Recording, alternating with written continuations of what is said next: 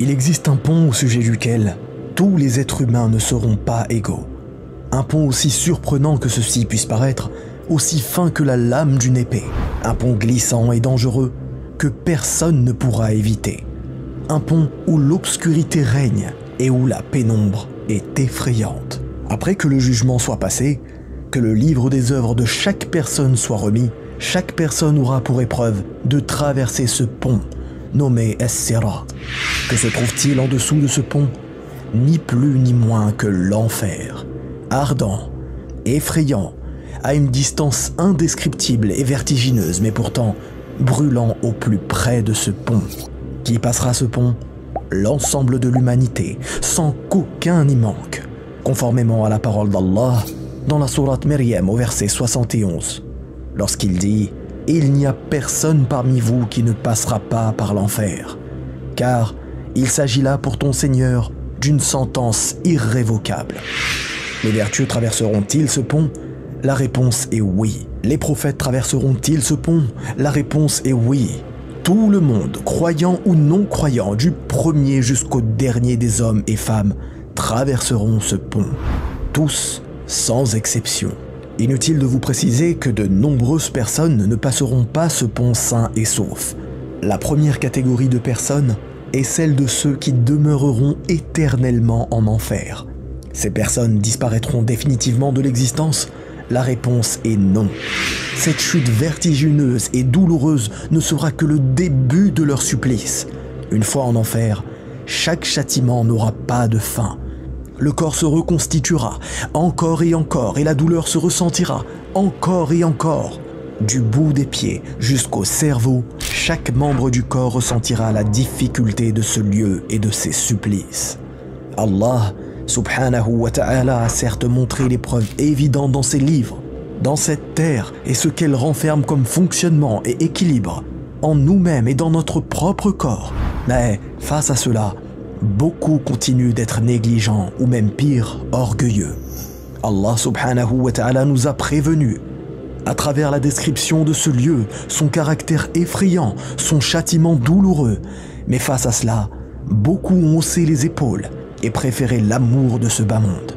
Allah subhanahu wa ta'ala nous a fait attester tous, du premier jusqu'au dernier des hommes, qu'il est notre seul Seigneur. Il nous a fait naître sur une nature saine. Il a envoyé à toute personne une source de guider à saisir tout au long de notre vie. Mais pour beaucoup, la réponse est toujours la même.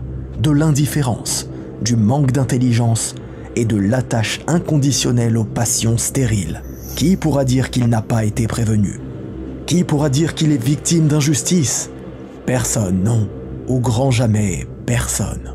Deuxième catégorie de personnes, ceux qui soit n'iront jamais en enfer, soit y séjourneront un certain temps uniquement. Je parle bien entendu de ceux qui ont cru en la vérité et choisi de s'y conformer un minimum. Et lorsque je dis un minimum, je parle de ceux qui ont concrétisé leur tawhid et ne sont pas morts en ayant associé Allah à qui que ce soit ou quoi que ce soit. Conséquence, certains arriveront au bout du pont puis au paradis et d'autres tomberont du pont vers l'enfer puis, après avoir été châtiés, ils entreront au paradis.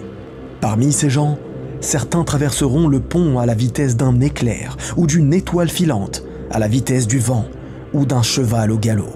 D'autres auront la traversée beaucoup plus difficile et dans la pénombre auront à leurs pieds une lumière qui éclairera leur chemin. Ceux-là sont certes ceux qui auront réussi et construit leur vie future lorsqu'il était encore temps.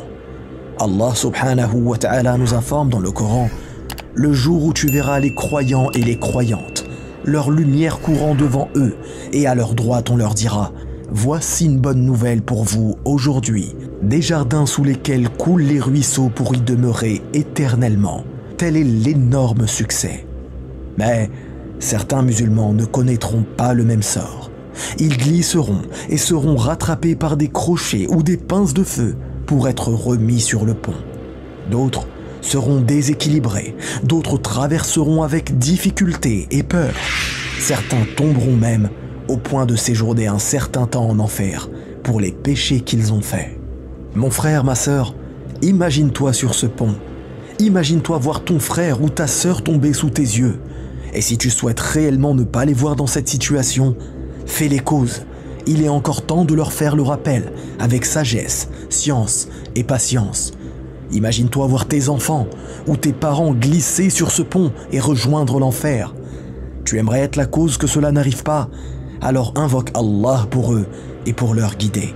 Ce jour, la situation sera tellement effrayante que tu ne penseras qu'à toi-même. Pour finir, sachez que le prophète Mohammed sallallahu alayhi wa sallam nous a informé de la suite qui sera donnée à ceux qui traverseront le pont sains et saufs. L'envoyé d'Allah nous dit « Lorsque les croyants échapperont au feu, ils seront retenus sur un pont entre le paradis et l'enfer. Là, ils régleront leurs comptes. Purifiés, l'autorisation leur sera donnée d'accéder au paradis. Je jure par celui qui détient l'âme de Mohammed dans sa main, qu'ils connaissent leur demeure au paradis plus qu'ils ne connaissent celle qu'ils ont dans ce bas monde. Wallahu a'lam. Barakallahu fikum. Wassalamu alaykum wa rahmatullah.